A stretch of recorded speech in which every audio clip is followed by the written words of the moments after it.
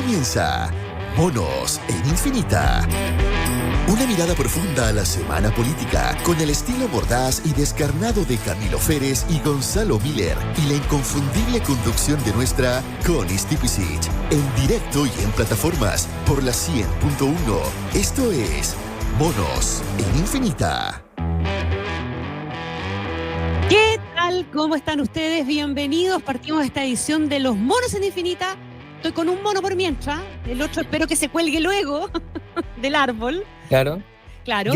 Yo me puedo... Querido Camilo Férez. ¿Cómo estás, Connie? Muy bien, ¿y tú? Estamos esperando que se conecte Gonzalo Miller.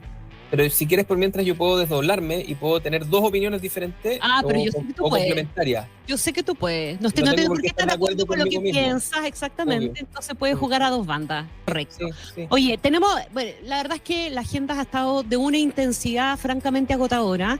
A estas alturas ya fue hace años, la sensación de que fue hace años que presenciamos un atentado en contra de un candidato presidencial en Estados Unidos, Donald Trump, que sufrimos, ¿verdad? Un fin de semana de un nivel de violencia inusitada, con masacres un día en contra de adolescentes, masacres otro día en contra de extranjeros en nuestro país, y entre la discusión del veto, la cárcel de alta seguridad, lo que pasó con el padre del senador Macaya y una larga lista de etcétera.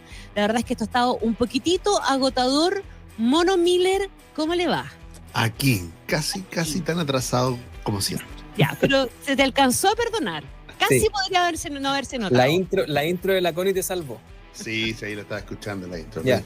Oye, La yo intro estaba de la haciendo una lista rápida porque vamos a tener que mirar o darnos algunos minutos para conversar de la irrupción de Kamala Harris después de la salida de Biden de la carrera, las elecciones de este domingo en Venezuela. Hoy día tuvo palabras interesantes el presidente Gabriel Boric respecto del proceso en Venezuela. Pero partamos por la política local. Entre el veto y la situación del senador Javier Macaya, yo creo que nos vamos a comer buena parte de la primera mitad del programa. Les concedo la palabra para que me traten de explicar qué fue lo que le pasó al senador Macaya y cuál es el trasfondo.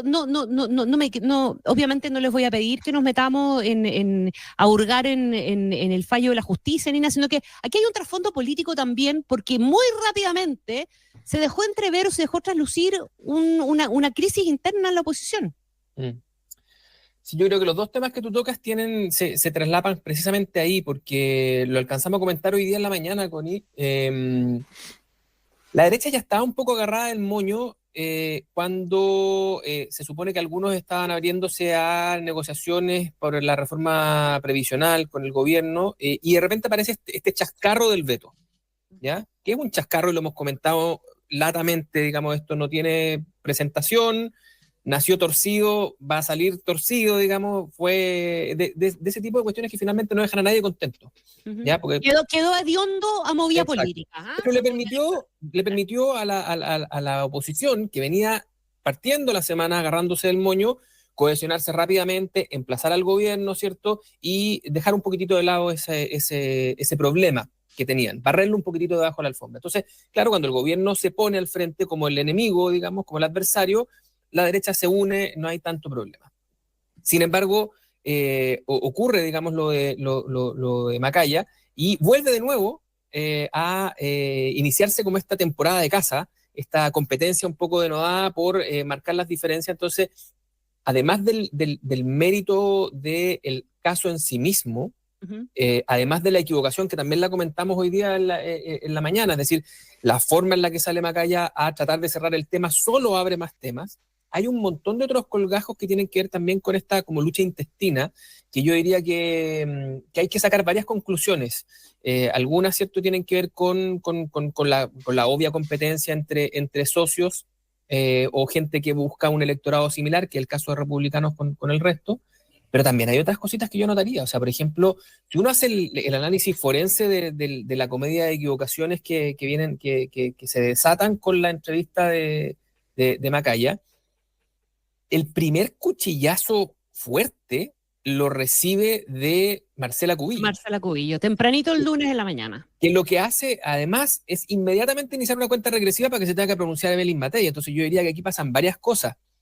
Podemos analizar en su mérito si a ustedes les parece interesante o creen que no se ha dicho todo al respecto el caso, pero también el hecho de que esto este caso se lleva al presidente de la UDI, aboya a la UDI, le mete más pelos a la sopa de la relación dentro de Chile Vamos, pero además hace nacer a una, vamos a decir, precandidata, que es segundo o tercer intento por ponerse como contrapunto político y moral de la candidata de Chile Vamos. Así que yo tomaría nota del factor Cubillo. Obviamente Gonzalo conoce mucho más ese paño que nosotros, pero creo que no es ni la puesta en escena de los equipos que ha presentado, ni la forma en la que hizo el golpe en Las Condes, nada de esto es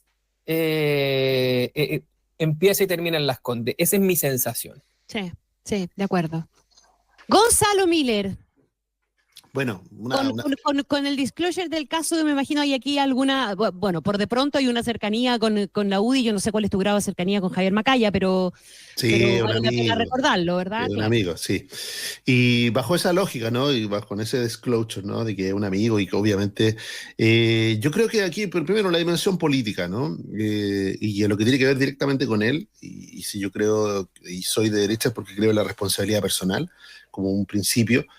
Y yo creo que él comete un error el domingo, se da cuenta, trata de rectificarlo, no hay espacio para eso y toma una decisión que es dolorosa, pero rápida, ¿no? Y yo creo que algo que podría haber sido un terremoto gigantesco se transformó en algo doloroso, pero quirúrgico, ¿ah?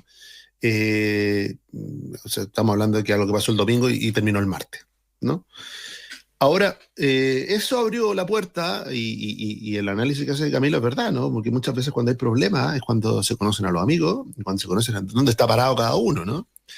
Y eso son cosas que quedaron en evidencia, ¿no? No solamente la reacción de los partidos y todo al interior de Chile Vamos, que fue Chile Vamos está en una fragilidad que es evidente hace mucho rato, ¿no? Sí. Y para qué decir la realidad del propio Partido Republicano, que en este caso, ¿no? Guardó silencio, ¿no? No sintió ninguna necesidad de pronunciarse. Otros sí sintieron la necesidad de pronunciarse o vieron, como dice Camilo, una oportunidad, ¿no? Pero, bueno, en eso... Esto es lo más parecido a la política. Es lo más parecido a la política. Hay gente que ve oportunidad en todos lados, bueno, ahí estaba, ¿no? Estaba la oportunidad de aparecer, porque como siempre esto se trata de mí y... Los políticos lo tienen muy claro, ¿no? De su perfil público, el generar contraste con el resto y todo se transforma en una oportunidad. Pero a mí lo que no me llama tanto la atención es eso, que es parte de este deporte, ¿no? Que nos gusta observar y analizar, de que quiere ser candidato y se ven una oportunidad para perfilarse y diferenciarse de otros candidatos. A Belén Matei la han salido a buscar todos. Todos. Con cuchillos más largos, cuchillos más cortos, con un palo... Con poco talento a veces con más elegancia, pero que la van a salir a buscar todo, es lo que le pasa a quien va primero, ¿no? O sea, tampoco se puede sorprender a Belén Matei de que le pase eso, ¿no? Recordemos que hace un par de semanas nomás tuvimos a todo el gobierno contestándole permanentemente a Belén Matei, es lo que consideran que era un tropiezo de ella. ¿Son los costos del primero? Sí, son los costos del primero. ¿Y que hay mucha gente que le gustaría estar en sus zapatos y en su lugar? Sí, sin duda, ¿no? Yo no conozco ningún político que no quiera ser presidente o presidenta. Entonces, me parece razonable lo que dice Camilo, lo segundo en gran parte. ¿Y dónde pongo así algunos matices? Primero,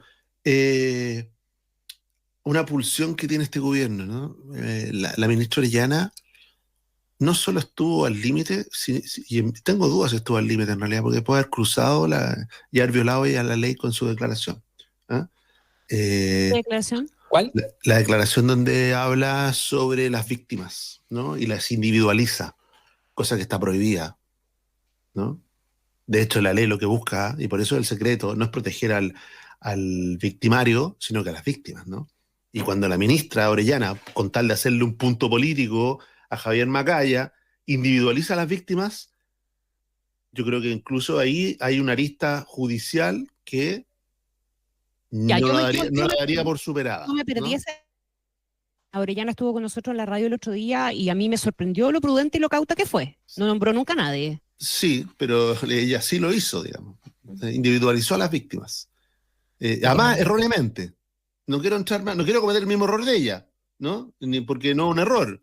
es la violación de una norma jurídica y de un estatuto jurídico que busca garantizar y proteger a las víctimas, ¿no? No lo voy a hacer, pero ella sí lo hizo, individualizó a las víctimas y además lo hizo de manera errónea. Entonces, a veces las ganas traicionan, ¿no? Entonces, el gobierno, y este gobierno lo hemos conversado tantas veces, que es un gobierno que abre la puerta al diálogo y que llama a los acuerdos y todo, pero la verdad que su naturaleza de alacrán está ahí permanentemente, ¿no? Donde puede enterrar, lo va a hacer. Hoy día Vallejo, la ministra Vallejo, la ministra vocera del gobierno, se vuelve a referir, ¿no es cierto?, a la actitud y a la persona del senador Macaya. Entonces uno dice... Pero por cuando se conoce nuevo. que él fue testigo de la defensa, pese a que había dicho que no fue parte de la estrategia de la estrategia judicial. Claro. No, está bien. Lo que estoy por el punto es que el gobierno eligió el gobierno. 29 flancos. Claro. Mira, el gobierno, estamos hablando de la dimensión política y También. comunicacional y electoral que tiene esto. O sea, ¿no? estamos hablando del judicial. aprovechamiento político que una situación como esta se Sí. presenta una oportunidad de aprovechamiento político y aquí varios la aprovechan. Y a mí Varios la aprovechan, me ¿no? En parece todas las que dimensiones. asquerosamente en algunos casos, ¿verdad? Pero el error fundamental acá, y para mí todavía bastante inexplicable, lo comete Macaya. No, y ese error lo termina pagando y lo termina pagando con su renuncia, ¿no? Asume la responsabilidad política de su error. Algo que también no es muy común, ¿no? No es algo que esté habituado. ¿Por qué? Porque el gobierno está dispuesto a abrir una guerra mundial y establecer y quemar banderas respecto de un enemigo inexistente en esta materia, ¿no? ¿Ah? Como fijando posición, como que tuviera al frente a alguien que quisiera lo contrario de lo que Es él lo que pasa, Gonzalo. como cierto. Entonces, eso que se da muchas veces en el ámbito de la seguridad, cuando dice, hoy día lo que dice la ministra Vallejo es que eligió ponerse no del lado de las víctimas, ¿no? O sea, eso es lo que le dice. Sí. Vuelve a jugar con lo maniqueo, ¿no? ¿Dónde te paras tú? ¿Del lado de las víctimas o del lado del victimario?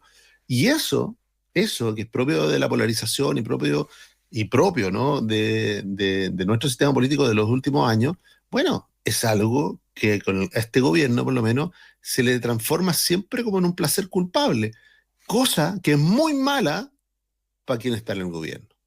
Sobre todo si que quiere hacer algo, ¿no? Cosa que no es rara siendo una relación gobierno-oposición. Volvamos a que lo en realidad significativo políticamente es que aquí los palos más duros, los más prontos y los más sonoros vienen del fuego amigo. Vienen de RN, vienen de ex UDI, y como tú dices, con ese silencio como complaciente de republicanos mientras mira cómo se riega la pradera al frente. Del lado, y es la propia Evelyn Matei la que dice que aquí de lo que no tiene que caber ninguna duda es de que hay que estar del lado de las víctimas. No, claro. El que se puso del otro lado solo fue Macaya. Y dejó descampado el otro. Bueno, es que de nuevo, porque para no profundizar en eso, Connie, porque solo para ponerlo en perspectiva, ¿no? Este es un juicio que no ha terminado. No, está claro. Que ha terminado su primera etapa, ¿no? No tiene una sentencia ejecutoriada. Claro, entonces para decir bien, porque es como en la típica discusión de los abogados, ¿no? Dice, ¿cómo puedes defender a una persona así? ¿Cómo puede? Oiga, pero si es la labor del abogado, y creía en la inocencia de él. Claro que creía en la inocencia. Pero, por otro lado, está la labor de la justicia, ¿no? Y si establece que hay una condena, bueno, establece una verdad judicial que hay que aceptar, acatar, y obviamente que, de nuevo, cuando se dice, y se dice correctamente que hay que estar del lado de las víctimas, bueno, hay que estar del lado de las víctimas no solo para aprovechar la ocasión, ¿no? Sino para protegerla. Y por eso que a mí, de lo que yo ponía el punto, era que me llamó mucho que la ministra Orellana pasara a llevar eso, ¿no? Con tal de hacer un punto político. Con todo esto tiene además el agregado que también fue parte de la conversación que tuvimos en el programa en la mañana, de las asimetrías sobre prisión preventiva, la sospecha respecto de que aquí pueden estarse tomando decisiones por el carácter de senador del hijo. Los privilegios. Eso se enreda cuando el hijo sí se enreda en la defensa. se enreda más cuando el que viene a resolver el problema, que es Guillermo Ramírez, toma esto y dice, bueno, aquí lo que pasa es que él es hijo de una persona que según los tribunales es culpable. Bueno, y si no es según los tribunales, ¿quién? O sea, todas esas salvedades, todas esas... yo creo que aquí lo que huele el sistema político, que no me extraña, te insisto, que lo huela el oficialismo respecto a la oposición, me parece más llamativo que lo huela la propia derecha. Lo que huele precisamente es que esto duele, complica y enreda no solo a Macaya, sino que a toda la UDI, y por lo tanto aquí hay la posibilidad de extender la sangría un tiempo más, y creo que Evelyn Matei ha sido la que ha tenido la sangre más fría para ponerle coto, pero al lado está lleno de gente que quiere hacer como Durana, puntos, if, paréntesis, y lo que van a hacer, aquí hago de consultor gratuito, es extender la sangría. ¿Sabes lo que pasa además? Que hay un enredo adicional, que yo creo que es una complicación más programática también. Porque aquí la agenda en favor de las víctimas, la agenda en favor del no privilegio, la agenda en favor de todas esas cosas, es una agenda muy fácil de vender. Y cualquier posición que aparezca contraria a eso, que relativice cualquiera de esas cuestiones, es muy fácil de confrontar, de atacar. Y lo que deja instalado el caso de Macaya son justamente esas cuestiones, o sea, esta cuestión de que en su ánimo de defender se trate de deslegitimar a las víctimas, diciendo que usaba el pañuelito verde, que era media agrandada, o que todo ese tipo de cuestiones, más la situación de eventuales privilegios en favor del padre, más todas esas cosas abren espacio a una agenda que programáticamente es muy jodida para la derecha. Además, sí, digamos. O sea, yo creo que para todo, ¿no? La interpelación, por eso que cuando digo que fue quirúrgico, decir, y dentro de lo que ocurrió, ¿no? Del error, el asumir la responsabilidad, la renuncia, el nuevo presidente, más allá de la intencionalidad y las ganas de seguir en este tema, yo creo que habla de, primero, la gravedad, de la evaluación de gravedad de lo que pasó, de la necesidad de una señal distinta, con mucha fuerza. Y también de que aquí no estalló, algunos dicen hay un terremoto y se cayó todo. Aquí operó rápidamente, hay un nuevo presidente, la directiva está operando, o sea, no hubo una disputa de liderazgo, ni surgió no se abrió una caja de Pandora en torno a esto, sino que de alguna manera se asumió, como lo asumió el propio Javier Macaya, su error, salió. Y de nuevo, o sea, que esto no tiene nada que ver con las instituciones ni que se use para eso, me parece más que razonable. Ahora la derecha tiene que aprovechar de ordenarse, a ver si, porque tenemos un montón de temas que la tenían desordenada antes, con esto se terremoteó y de vuelta vamos a ver si se ordena. Seguro que con el acuerdo municipal todo esto se pasa. Claro. ¿Ah? Esa va a ser la parte más fácil, ¿cierto, Gonzalo? Claro. O si hay que llegar a un nuevo acuerdo en reforma de pensiones, o finalmente qué pasa con el veto famoso, etcétera. O sea, aquí hay yo no sé si hay una oportunidad que se vaya a poder aprovechar. Sabemos hacer crisis de las oportunidades con mucha facilidad. Sí, yo creo que, bueno, parte de lo que pasó y la renuncia y todo, abrió que pudiéramos volver rápidamente a la agenda la que veníamos, ¿no? Que es la agenda de seguridad, con un anuncio, y como nuestro programa es los jueves y tenemos esa gracia, ¿no? El anuncio que el jueves pasado aplaudimos aquí de pie, se ha ido desdibujando un poquito, ¿no? O sea... ¿Cuál, el de la cárcel? Sí, pues, o sea, el olor a improvisación hoy día ya... A la Connie, Gonzalo, que ella supo... Yo creo que antes que el ministro Cordero, ¿dónde era la cárcel? Lo dijo acá. No, muy bien. Aquí lo dijimos. Golazo. Así, el mono en infinita. Pero se ha ido desdibujando un poco, o sea, el olor a improvisación. Yo no encuentro, fíjate. ¿Sabes por qué? Porque en el fondo ahí no me meto en lo que hacen los candidatos a alcalde o los alcaldes, porque es lo que les toca, ¿no? Y donde la pongamos. Pero son ellos los que están acusando la improvisación. No, yo creo que hay que, como diría alguien, ir un poquito más allá de la hojarasca, como diría un expresidente, ¿no? ¿Por qué? Porque se dice cárcel de alta seguridad. ¿Cuál es el origen de la cárcel de alta seguridad? No son las dos masacres, no. Porque se venía trabajando desde antes la cárcel de alta seguridad. ¿Cuál es el origen de la cárcel de alta seguridad? Los eventos de junio. Carabineros. No, los eventos de junio. O sea, cuando casi en la sección de Santiago 1 destinada a alta seguridad, donde están el crimen organizado, La revuelta. la revuelta, que casi se tomaron la cárcel y que dieron la pelea durante casi 2 semanas por tomar control del penal, es lo que demostró, y alguien que, como el ministro de Justicia, que está haciendo bien su pega, creo yo, en esta dimensión, dice, aquí tenemos un problema, ¿no?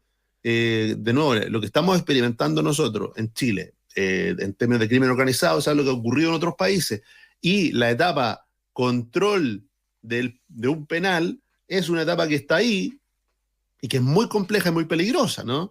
Ocurrió en Colombia, ocurrió en Venezuela, ocurrió en México, donde las bandas y los crímenes toman control de la cárcel y operan desde ella, ¿no? Como que fuera casi una casa de seguridad.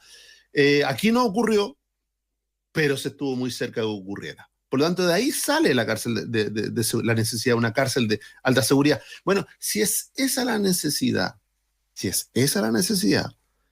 uno dice técnicamente, bueno, el aislamiento, no solamente al interior de la cárcel, sino que el aislamiento del recinto es necesario, ¿no?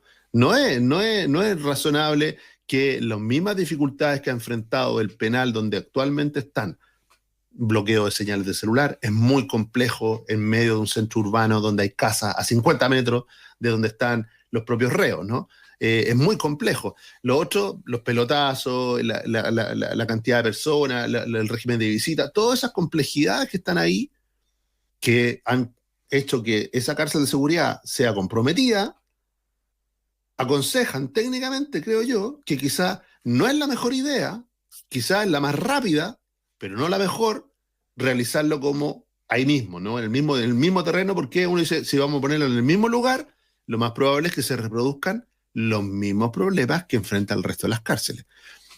Ahora, en la lógica de la descripción que se ha hecho, Camilo, esto de partida no es una cárcel nueva, sino que es una ampliación. Y hay un proyecto que se aprobó el año pasado, unánime, que es una cuestión que ha enrostrado el ministro Cordero. Nadie ni siquiera se abstuvo cuando se votó el proyecto de ampliación de las cárceles.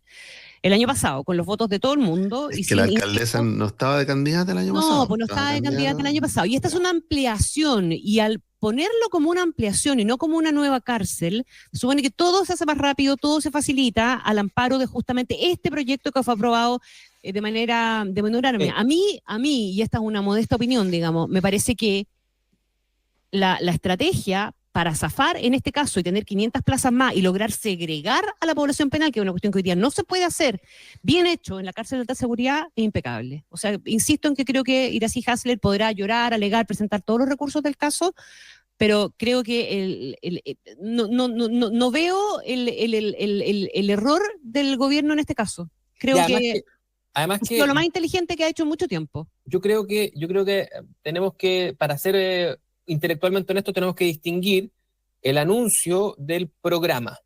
Yo creo que lo que hace el anuncio en el contexto de la crisis de seguridad, que además había tenido un chascarro dentro del propio gobierno, que no había servido la vocería primero de la ministra del Interior, sí, ahí hubo que tapar un hoyito también. Sí, o sea, claro. lo mismo que pasó en el caso Macaya, digamos, hubo que hacerlo aquí en este caso.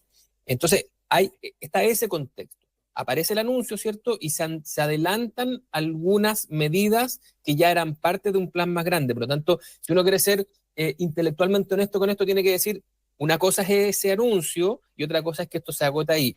El plan carcelario penitenciario considera esta ampliación, considera nuevas cárceles. Hoy día se abrió una licitación en la que ya hay un oferente para la construcción de una nueva cárcel en Talca. Hay otra, además, entiendo que vienen, que están priorizadas en la tercera región. O sea, hay un conjunto de penales, algunos de ellos de mayor complejidad, otros de alta seguridad y así, ¿cierto? Esto está pensado dentro de una lógica un poco más grande.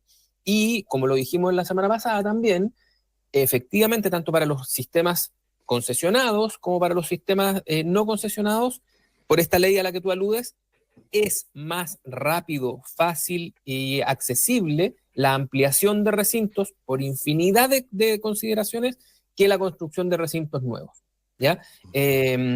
Entonces son ambos necesarios. Ambos son necesarios. Y yo te diría que tal vez aquí sí la novedad está en el hecho de que tuvieron que anticipar un anuncio que probablemente puede que en el diseño original hubiese estado pensado para después de las elecciones. Precisamente para no tener que molestar a la alcaldesa y que aquí, como la necesidad tiene cara de hereje, hubo que anticiparlo y bueno, mala suerte.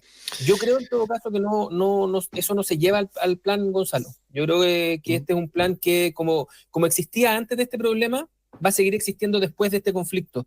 Y se va a demorar, porque en Chile hoy día se está demorando hacer obras, una enormidad, cualquiera, incluso estas que están priorizadas y que hoy día están con carácter de urgente. Nada más sintomático de que eso es así, que el anuncio tenga que venir al lado con otro anuncio que dice, y vamos a tramitar además una ley especial para tener fast track, porque la conciencia del Ejecutivo, que aunque esté discutiendo una ley respecto a permisología, aunque esté cambiando el sistema de evaluación de impacto ambiental con otra ley, igual lo que hoy día se anuncie se va a demorar 12 años en materializarse. Porque la permisología también afecta al Estado, digamos. Completamente, claro. Completamente. Bueno, pero a ver, volviendo como en términos de comunicación, uno no solo tiene que evaluar al emisor por lo que dice, sino por los efectos que causa. Uh-huh. O sea, sí, pues yo puedo estar muy equivocado, pero el efecto, hay una cárcel de alta seguridad y después terminamos en la ampliación de una cárcel, o hay algunos gaps aquí, hay distancia entre lo anunciado y finalmente, porque sí, la única posibilidad, porque el presidente nos dijo, mira, la única posibilidad que tenemos es ampliar Santiago 1. Y se acabó la elucubración sobre la ubicación, porque si eso es la única posibilidad, bueno, hay que ampliar Santiago 1. Pero como se quiso presentar como algo nuevo, y que el propio ministro de Justicia dijo, estamos evaluando distintas locaciones, lo dijo el ministro de Justicia, que hasta ahora técnicamente había estado impecable, pero ahí él abrió la puerta a decir, bueno, entonces casi toda la confusión que ha venido después tiene su origen en lo que la propia autoridad, el presidente, el ministro de Justicia, han comunicado, pues, sino aquí no es que aquí a cada uno se le ocurre algo y ¿por qué la cárcel no la ponemos en otro lugar? No, fue el ministro de Justicia que abrió eso, el presidente habló de una cárcel nueva y no vamos a tener, parece que una cárcel nueva, sino que vamos a tener una ampliación. Uh-huh. Y que finalmente la locación es obvia y natural, de si la vas a ampliar, no tienes otra opción. No es que no puedes ampliarla en otra comuna, ¿no? Tiene que ser ahí. Y eso también ayuda bastante a entender esta conspiración permanente que hay en las redes, ¿no? Respecto de si este anuncio era para en realidad generar un problema y después que la alcaldesa triunfe y no se haga la cárcel ahí. Entonces, toda esa locura que viene después, toda esa tela de locura que puede salir de ahí, ¿por qué no la evitamos con una comunicación un poquito más ordenada y consistente? Punto, de acuerdo, sí. Okay. Ahora, si eso fuera así, no tendríamos tanto paño que cortar. No, pero está bien. ¡Qué fome! No, porque el otro estamos todos de acuerdo. Que se necesita una cárcel de seguridad, check. 1, 2. Que se pueda construir en 3 años porque se va a saltar la permisología, eso va a abrir una discusión, porque el gran proyecto de permisología del gobierno aspira a que en vez de 12 se demore 8 años. Pero esta la vamos a construir en 3. Entonces uno se pregunta, ¿y por qué no construimos todo en 3? ¿Por qué vamos a celebrar hacerlo en 8 después? No, pero ahora lo hacemos en 8 y no en 12. Pero esta la hicimos en 3. Esta cárcel. ¿Y por qué las otras cárceles que también se necesitan no se hacen en 3?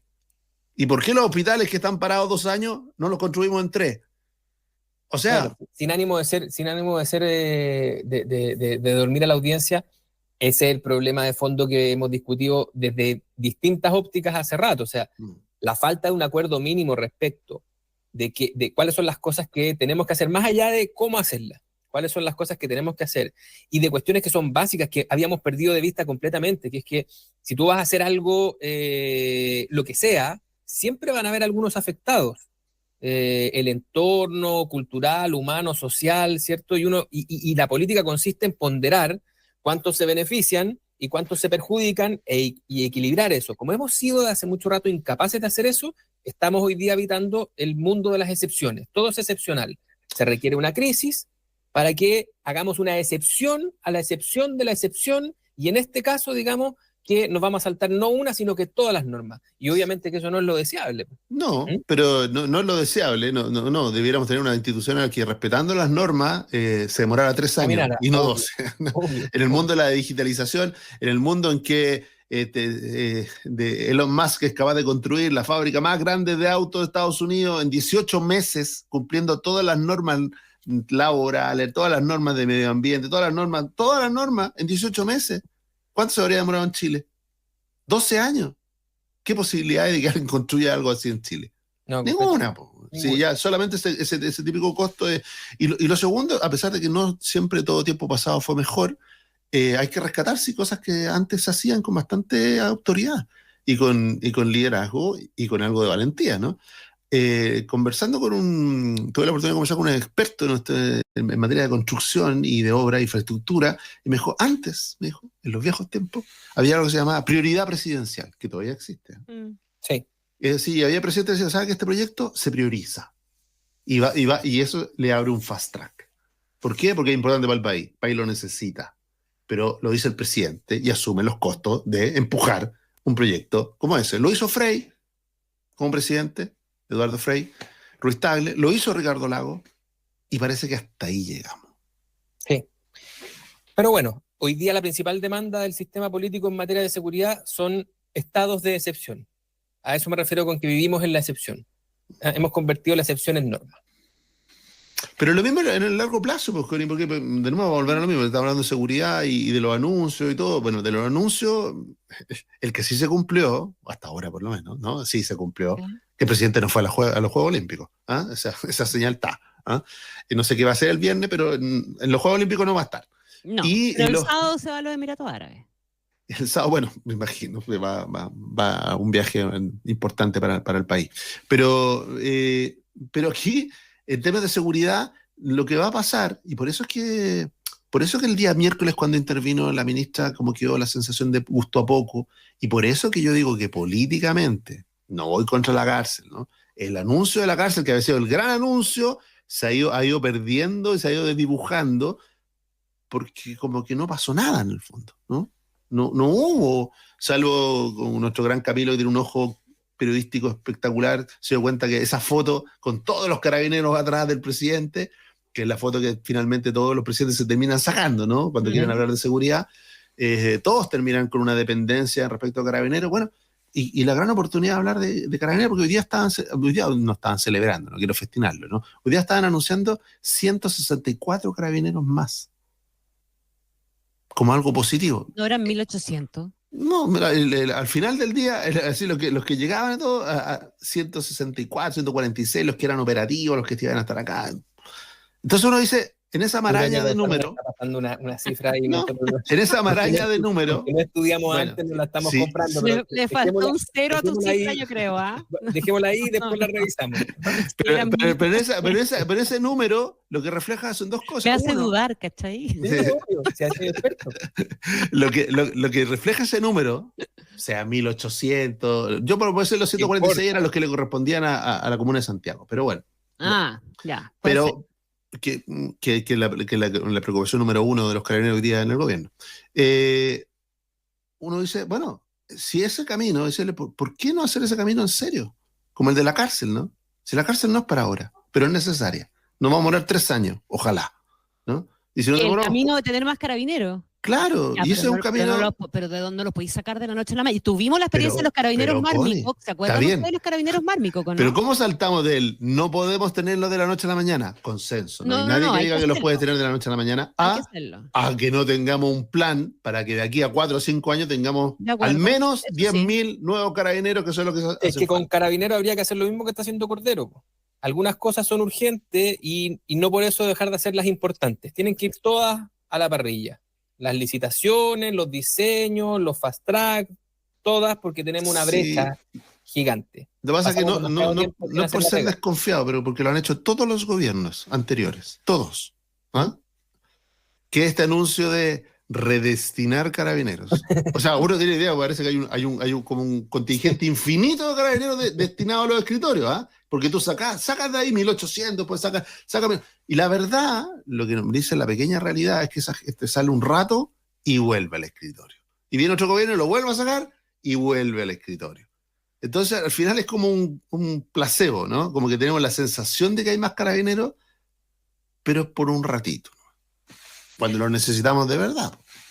Oye, a la vuelta de la pausa, que vamos a hacer y que dura 1 minutito y medio para que se queden en nuestra sintonía, estamos haciendo Los Monos en Infinitas junto a Camilo Férez y Gonzalo Miller, vamos a hablar del veto, del embrollo del veto presidencial por las elecciones, Y a ver si le hacemos un punto también al ministro Mario Marcel y el pacto fiscal y los megaproyectos de inversión también que se han transformado en una buena noticia aparentemente poco lucida en definitiva. Por lo menos le da un poquitito de aire a proyectos de inversión que parecían totalmente estancados. Vamos a hablar de Kamala Harris, vamos a hablar de Venezuela, vamos y volvemos.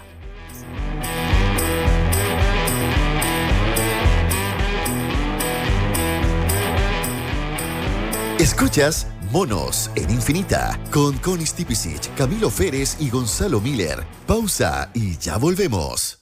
Muy bien, seguimos entonces con nuestra ruta por el norte chico de nuestro país. Vamos pasando Copiapó. Cuando tengan tiempo deben venir a conocer este oasis y descubrir todo lo que tiene. Ahora mismo vamos pasando parte del proyecto de Fondo Solidario del Minbu, quienes construyeron todos estos edificios, cambiándole así la vida a cientos de familias del sector con el plan de emergencia habitacional. Porque cuando se construyen cambios, se construyen sueños. Conoce más sobre el plan de emergencia habitacional en www.minbu.cl.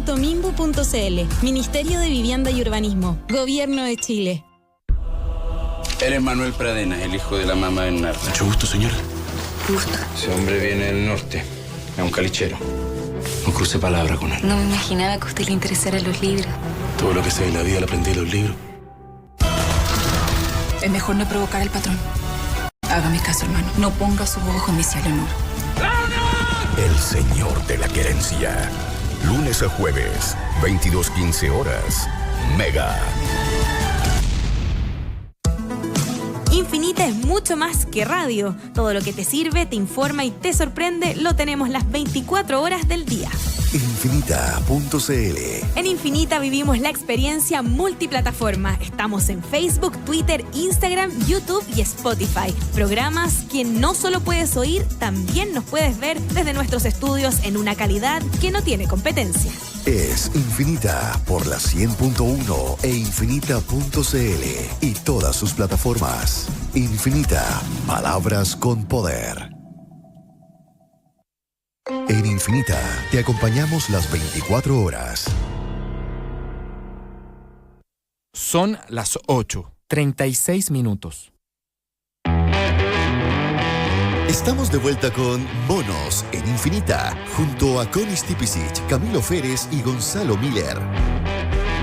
Seguimos haciendo los monos en Infinita. Hablemos del veto presidencial al proyecto de reforma electoral para tener la elección en 2 días con voto obligatorio y con multa.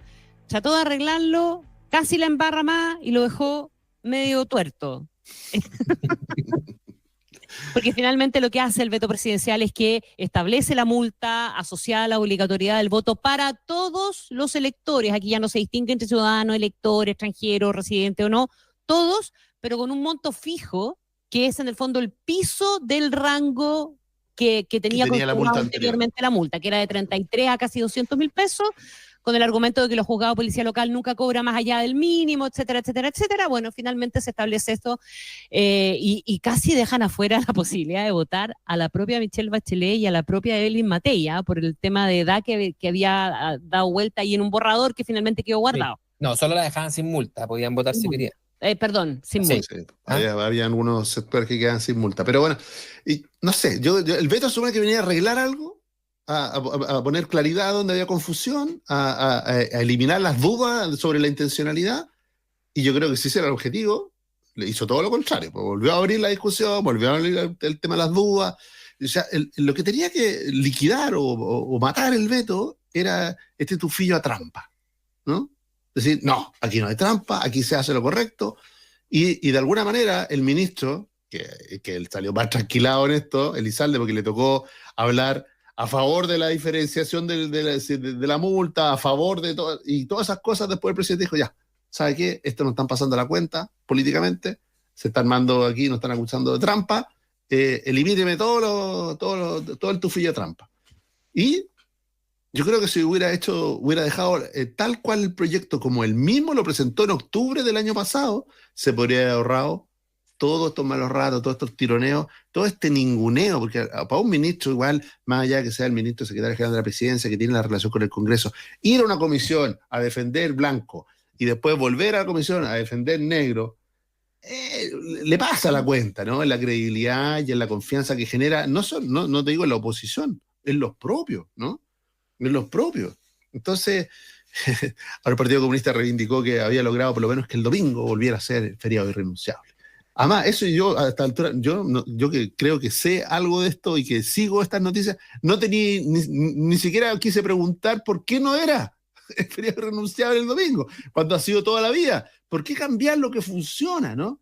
Si eso yo estaba en contra de los 2 días, todavía siento que no es la mejor solución, es un parche, vamos a estar de nuevo en 4 años más con algo parecido, buscando mejores alternativas, porque en 4 años más vamos a volver a tener elecciones municipales y de core y de gobernadores y vamos a tener los mismos votos que tenemos hoy día, los vamos a volver a tener, ¿no? Entonces, uno dice, seguimos parchando nuestra institucionalidad, pero en el medio de esto, el clima de desconfianza, y ministros que salen trasquilados. Mal hecho completo. Yo no tengo mal hecho completo. No se cambian las reglas a días de las elecciones. No. O sea, esto es todo, como decía un amigo mío, muy, muy avesado en temas políticos. Cuando le preguntaban sobre algo en lo que no había que meterse, le decía caca. Y era la forma más fácil de caca. Corto. Arranque de ahí. Vaya a ser. Den el enchufe a los niños. Exacto. Eso no, caca. Entonces, creo que aquí faltó gente que dijera eso y estamos pagando las consecuencias. A propósito del avión D, de que esto lo que no significa un consuelo. Esto va a salir mal hecho porque empezó mal y yo creo que no tengo ni una declaración más sobre el tema veto. Además, lo triste de todo esto es que todo esto es válido por esta vez. O sea, toda esta lucubración, todas las conspiraciones, claro, de cómo queda la institución, es solo válido por esta elección. Vamos a tener que volver a discutir esto mismo en la legislación definitiva bueno, no sé cuándo nos tocará, ojalá antes de la próxima elección. Ya, pero lo que vamos a tener en concreto entonces es una elección igual a las que hemos tenido siempre, con una multa más baja. Con voto, ¿no? Pues este va a ser con voto obligatorio. No, me refiero a las últimas con voto obligatorio, claro. Con voto obligatorio. Es la primera municipal. Voto obligatorio con multa. Voto obligatorio y multa. Y una multa que es el piso de lo que era la multa anterior. Una multa que antes era un rango y ahora es cierta. Ahora es, claro. Ahora es un monto. Exacto. Algunos dicen, sale más caro estacionarse mal que no ir a votar, pero bueno, cosas de la vida, ¿no? Sí. Ya, y en 2 días. ¿Para qué nos vamos a meter ahí cuando nos dicen, no, es que para ti serán poco 30 lucas? Porque ya no, si mi comparación, por eso, Camilo, mi comparación es que sale más caro estacionarse mal que no ir a votar. Entonces, por eso... Claro, a ti que tenías auto. Pero la multa por no votar está, la bicicleta. Está definida como una multa leve, eso no lo hemos variado. Es una multa leve y la multa leve va entre 0,2 y 0,5 UTM. Y aquí está en el rango superior de la multa leve, digamos. Claro. En esa definición. Sí. Ya, por visto, pero me lo ha pasado pésimo Elizalde. Salvo que la próxima semana tengamos que decir que por el arte del biribirloque se rechazó el veto y ahí sí tendríamos harto paño que cortar. No. El diputado Vinte se ponga creativo de vuelta, digamos. Cualquiera. No, claro. No, ahora el diputado Vinte va a tener que explicar cómo su gobierno ahora es antipobre. ¿Ah? Su gobierno se transformó en un gobierno antipobre ahora. Claro. En la ideología vinteriana. Oye, hagamos... ¿Qué cosa? No, que quería hacer el punto, Marcelo. Eso, quería hacer el punto del avance del pacto fiscal. Sí. Yo no me acuerdo si lo dijimos acá o no, pero en algún momento nosotros sí lo hemos dicho en la radio hace rato, que la idea de que vamos a tener un alza de los impuestos a la renta es una cuestión que hace mucho rato el gobierno relegó al cajón, y que básicamente el éxito del pacto fiscal va a ser el avanzar en las normas anti-evasión y anti-elusión, y eso está logrando avances importantes. Yo creo que la llegada de Javier Echeverri jugó también una buena pasada en favor de la discusión, de las garantías, de la seriedad. De la seriedad y de enfocar bien la conversación en el Congreso también, ¿verdad? Más que eso, yo te diría. O sea, ¿qué más? Yo voy a hacer todas las aclaraciones primero para que después no anden con desconfianza. No trabajo para Hacienda, no tengo ningún proyecto que pase por Hacienda, no tengo ninguna cuestión, pero le he dicho varias veces que... Ya, esa última parte está más complicada. ¿Cómo? ¿Que tenga ningún proyecto que pase por Hacienda? No, que esté tramitando... Porque todos los proyectos pasan por Hacienda, Camilo Férez. Sí, no, que esté tramitando, que de esos prioritarios de él, no tengo pega con ninguno de ellos, ni clientes que estén metidos ahí, ya, vale. Ok. Ya. Por lo tanto, esta opinión... Me pueden ofrecer todo. Por lo tanto, mi tío Mario lo hizo bien. Es mía y de nadie más. Y además es antigua. creo que hace rato el que está haciendo más y mejor política es Mario Marcel. Sí, yo también. Por lejos. O sea, por lejos. Y aquí lo que acaba de hacer con el pacto fiscal, con haberlo dividido en su minuto, pagar los costos, ahora con traer a Javier Echeverri, que sea Echeverri el que le diga desde el lado técnico que él prefiere la evasión como primer foco y no necesariamente aumentar los impuestos, y que después él diga es correcto, y además lo secunde un senador comunista como Daniel Núñez, ¿cierto? Esa misma opinión. Uno podría decir que una vez es casualidad, pero cuando la primera actuación que hace Mario Marcel, la segunda y la tercera siguen el mismo guión y obtienen resultados parecidos, uno tendría que pensar que tiene una forma de hacer las cosas pausada y sin estridencia que funciona, y que habría que concederle el punto porque lo ha hecho esta y varias veces. Y como este programa no es un programa sobre economía, yo no me voy a pronunciar respecto si es mejor la evasión, la elusión, la recaudación a través de nuevos impuestos, pero finalmente, sin generarse grandes enemistades, no hay impuesto a los súper ricos, no hay aumento de impuestos, hubo modificaciones de los mandos medios que influían fuertemente en todas las inversiones que fueron priorizadas, la minera, la construcción y otras. Cambió a los equipos en esos ministerios, y ahora además no va a haber una reforma tributaria, sino solamente un pacto fiscal. Por lo tanto, tiendo a pensar de que el premio adulto en la sala de este gobierno se lo va a llevar don Mario Marcel. Oye, por Dios que le hizo bien que le rechazara la reforma tributaria a Marcelo, ¿no? Le dio una oportunidad de mostrar todo ese talento que ha escrito Camilo. Imagínate, hubiéramos cometido el error de haberle aprobado la reforma tributaria hace un año y medio ya, casi un año y medio. Sí, pues, un año y medio. No hubiera podido mostrar ni la mitad de todo este talento que ha demostrado a partir de eso. Que tú y que yo. Sí. Y ojo con el destino de la reforma de pensiones, Yo no sé si va a terminar en manos del, obvio. Sí, lo que pasa es que ahí va a ser el malo de la película, como esto ya va a ser en medio de la competencia electoral de los parlamentarios por su... El malo depende de dónde lo mire. Claro, pero él va a ser para los propios. En ese minuto, él va a ser el incómodo señor Marcel, al que todos le van a salir a pegar, al que todos le van a pedir que abra la billetera, y ahí vamos a ver si esta estrategia como de levantar poco polvo y obtener bastante sirve para un contexto como ese, que va a ser mucho más beligerante. Yo ahí me guardo un if y digo, bueno, tal vez este talento que ha servido para navegar en estas aguas, para cerrar el acuerdo que cerró con Telier tempranamente, para que después Gonzalo no diga que solamente porque le rechazaron la reforma tributaria pudo demostrar su talento. Lo otro lo hizo cuando ni siquiera existía el socialismo democrático dentro de este gobierno.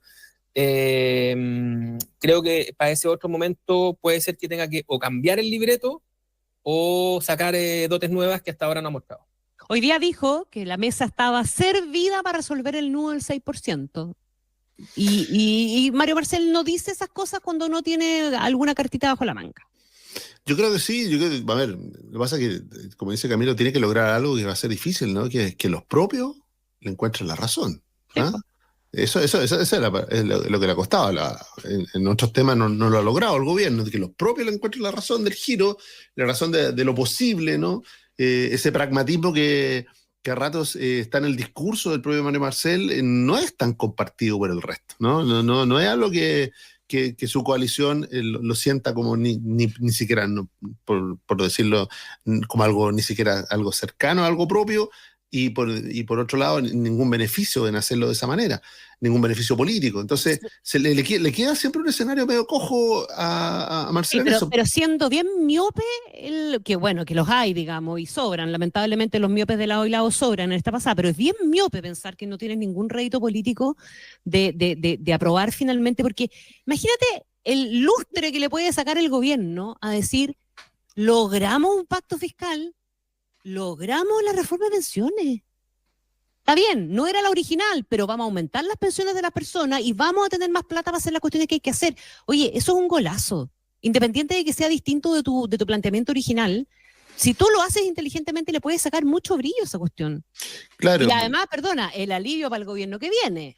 Una salvedad, Connie, es un golazo solo para aquellos cuya oferta política es lograr cosas aunque no sea lo imposible. Y hay que pensar que la coalición de gobierno, las coaliciones de gobierno tienen varios en este segundo grupo también. Para Pro Dignidad yo no veo a nadie aplaudiendo nada de esto, ¿no? Todos mirando a Marcel con desconfianza. Y hay que ver si el socialismo democrático es capaz de bancarlo, que es lo que va a necesitar él para sacar alguno de estos proyectos adelante, ¿no? Más allá de los acuerdos con la oposición. Pero yo quiero poner un punto porque está bien, y era el mismo entusiasmo que tenía la ministra Jara, de decir, estamos muy cerca de un acuerdo, y pasaban las semanas, y no llegaba nunca al acuerdo, ¿no?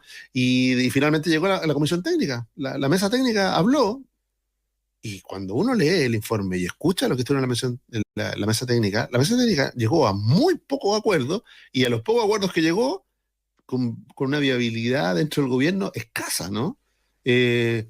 Respecto al 6%, no acuerdo respecto a la división de la industria, que algo... O sea, proponen no dividirla. Por eso digo, para el Partido Comunista que es como... eso es la reforma de pensiones para el Partido Comunista, ¿no? Decir no más AFP, no hay acuerdo en eso. Entonces, al gobierno lo que le queda es hacer algo que yo coincido con Connie, o sea, es decir, bueno, o es esto o nos fuimos sin nada. Exacto. Es un gobierno que se fue en blanco. O sea, o cerramos esto o nos vamos en cero. Pero eso va a generar una molestia. ¿Por qué? Y volvemos a nuestra monserga tradicional, ¿no? A nuestro mantra a esta altura, lo electoral. Hay personas que electoralmente les rinde mucho más que no haya reforma de pensiones y tener a alguien a quien culpar y mantener arriba las banderas. Ganar perdiendo. Que haya una reforma de pensiones pragmática, que suba las pensiones, pero no de la manera, que no elimina a la AFP. Entonces, terminó este gobierno y cuando le vayan a preguntar, ¿y bueno, ¿y usted eliminó la AFP? No. Pero hicimos una reforma de pensiones. Eso hay una parte de la izquierda que no es menor, no es marginal, no está en la antípoda, no son unos loquitos dando vuelta por la orilla, no. Están en la moneda, están en el equipo político y saben que eso les puede traer un costo al cual va a tener que dar muchas explicaciones. Por eso es que esta reforma de pensiones es más pragmática. Yo lo firmo hoy día, que no es una reforma de pensiones que va a tener a la ministra Jara sentada en la mesa. Ahora, ¿podrían hacer un modelito Santiago 1? ¿Una ampliación? No, donde ella hasta último, o sea, defiende hasta la agonía, más no hasta la muerte, sus puntos centrales. A la vuelta de la esquina se va a una candidatura. Claro, yo no fui. Es sin ella. Tanto, el que tiene que cerrar el acuerdo es, redoble de tambores, Super Mario. Sin asco. Y sin asco, claro. Sin tener que fruncir el ceño, digamos. Puede pasar. Sin poner cara de burro haciendo limones. No para allá, pero puede pasar. Oye, o sea, teníamos reforma de pensiones en el margen que va entre noviembre y enero. O sea, fórmula definitiva, al menos para lo que toca al Senado. Después tiene que volver a la Cámara y eventualmente una mixta. ¿Sí? Esto es largo, sí. Por eso de repente a alguien se le ocurre que es mejor tener un Congreso unicameral. Tenemos que hacernos cargo que la permisología... Unicameral como el Senado, digamos, no como la Cámara. En el Congreso también tiene sus bemoles. Así es. Oye, déjeme llevarlos para afuera, ¿ya? Venezuela y Estados Unidos. Partamos por Venezuela porque probablemente es con lo que tenemos un grado de conexión mayor, porque tiene un impacto directo. El propio presidente Boric hoy día en una intervención que parece que fue bien meditada, bien pensada, hizo una bajada que le llevaba de todo. Le llevaba la preocupación por la lógica interna, por el tema de derechos humanos, por las garantías a la oposición. Hoy día, entre paréntesis, aparecieron unas encuestas que le dan al Mundo González 34 puntos de ventaja sobre Maduro. Vamos a ver si eso se traduce en resultado o no. Y la gran pregunta que todos nos hacemos es si se va a respetar el resultado, y esa es parte del llamado que es el presidente, pero se hace cargo además de que el deterioro que ha vivido Venezuela en el último tiempo, económico, social, político, etcétera, ha tenido un efecto en la región. Y ese efecto se llama migración, y ese efecto migratorio nos tiene a nosotros hoy día y a otros países de la región también con problemas de seguridad, que ya lo hemos hablado 85 veces, digamos, ¿verdad? Entonces, no, estamos hablando de una elección que es bien gravitante, no solo para el destino de los propios venezolanos, sino que también por el impacto regional que puede llegar a tener. Les doy la palabra. Yo creo que el presidente hoy día con su intervención de no se puede hablar de baños de sangre, ¿no? Que fue bien frontal contra Maduro, puso una ficha en que le crea la encuesta. Esta vez parece que sí le crea la encuesta, está poniendo una fichita ahí y dice, bueno, si va a pasar esto, y va a caer la dictadura venezolana, yo le pongo una ficha, ¿no? Quiso estar de ese lado. Que es algo que es sintomático en él, lo ha hecho reiteradas veces, lo ha hecho en marco de foros internacionales, no es primera vez, ¿no? Que critica a Venezuela y la critica en el área de derechos humanos, y ahora pone también, en esto le pone un límite, ¿no? A esta amenaza de baños de sangre si es que llega a ganar la oposición en Venezuela. Ahora, volvemos a la discusión de la semana pasada, ¿no? Sí, la semana pasada hablamos de Venezuela. Todo indica que hay una gran mayoría de venezolanos que no quiere más dictadura. Y quiere que se vaya Maduro y se vaya todo lo que significa eso, ¿no? Una dictadura además que está metida con el narco, que está metida... O sea, todo eso quiere dejarlo atrás. Pero aquí la complejidad está dada porque no hay una institucionalidad que favorezca eso. Es cómo ganar la elección y no quedar atrapado en la institucionalidad de esa misma dictadura, ¿no?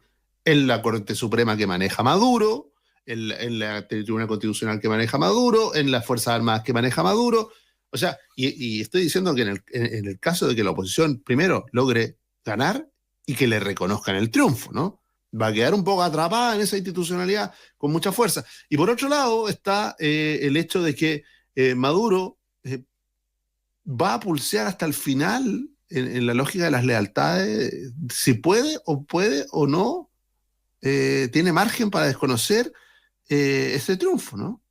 Entonces, no va a estar fácil lo de Venezuela el domingo. Yo creo que más allá del entusiasmo, de lo que a uno le gustaría, yo tiendo a ser bastante escéptico de que tengamos luz, como un camino así más clarito el día domingo de hacia dónde va a ir. Yo creo que vamos a tener un quiebre, pero no. O sea, porque si la oposición siente que ganó y que le robaron el triunfo, eso lamentablemente lo va a llevar al enfrentamiento del gobierno, lo va a llevar por un camino que es duro, doloroso, es violento, y sobre todo con una dictadura que nunca ha trepidado en perseguir y asesinar a sus opositores. Yo creo que la fichita que se están jugando no es a que va a ganar la oposición, y lo quiero analizar desde la perspectiva no de lo que dijo Gabriel Boric, porque creo que no hay novedad y no hay incidencia. Chile no va a ser incidente en esta discusión, puede aportar su granito de arena, y no hay novedad respecto de lo que opina el presidente Boric sobre el régimen venezolano. No, porque ha sido consecuente, como recordaba Gonzalo. Pero aquí sí se está poniendo al unísono con alguien respecto de quien sí hay novedad, como es Lula y Brasil. Y Brasil ya había advertido que esto de los baños de sangre de Maduro era algo preocupante. Tanto es así que cuando Lula dijo que esto lo había puesto nervioso, Maduro lo recontestó y le dijo: los que se pongan nerviosos que se tomen una manzanilla. Entonces, dado que además esa sí es una cancillería con vocación al menos panregional, la brasileña, cuando no global, uno debiese tomarse muy en serio lo que está calculando, y que en el pasado ha defendido al régimen venezolano dentro de marcos no rasga vestiduras, pero incluso tuvo un encontrón con el propio Boric al respecto, Lula. Yo sí tomo mucho más nota de lo que está ahí, por lo tanto creo que la ficha que se están jugando es muy parecida a la que dice Gonzalo, es que aquí la probabilidad de que se intente desconocer, amañar o lo que fuere una elección que pareciera que debiese ganar la oposición, va a generar un periodo muy tenso, muy complejo, en el que algunos van a querer reconocer, otros no van a querer reconocer, y casi todos los que están en esa tensión tienen armas. Y por lo tanto, todos estos llamados que tienen que ver con poner la pelota al piso, yo lo que leo desde el punto de vista del pulseo internacional es eso. En Brasil mandó a Celso Amorim, no mandó veedores, o sea, nadie se quiere hacer responsable respecto, salvo Karina Oliva, digamos, nadie se quiere hacer responsable de los resultados y salir a hacerlos propios. Y por lo tanto aquí obviamente lo que el sistema internacional está viendo respecto a Venezuela es que lo que viene es una transición. María Corina Machado lo dijo en El País, incluso. O sea, ella dijo,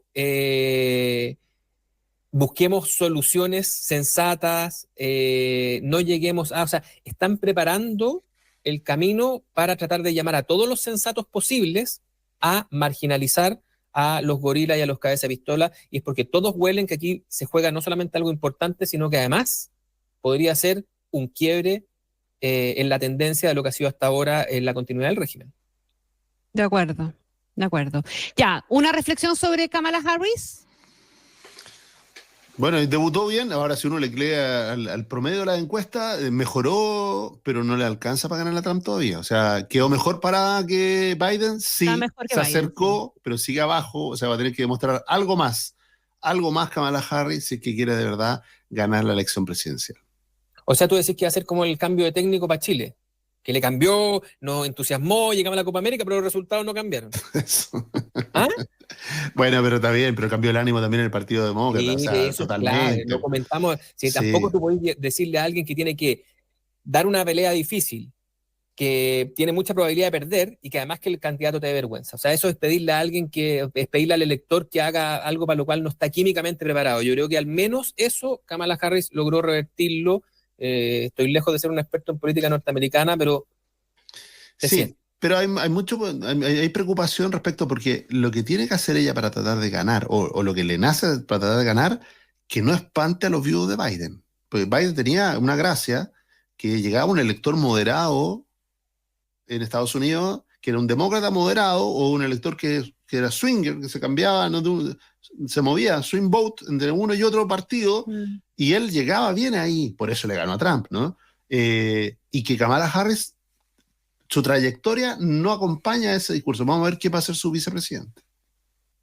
Sí, esa va a ser una fórmula que esa fórmula la puede equilibrar, ¿verdad? La puede compensar en esta acusación de que ella es demasiado progre, que es con lo que juega Trump, de hecho. Señores, hemos terminado. Tengan una excelente semana, nos vemos la próxima. Nos volvemos a encontrar el domingo, porque este programa lo vamos a tirar el domingo de vuelta, pues son tan interesantes sus reflexiones, oigan, que vale la pena repetirlos. Ya, un abrazo grande, que estén súper. Igual. Gracias. Un abrazo a todos. Chao. Buenas noches.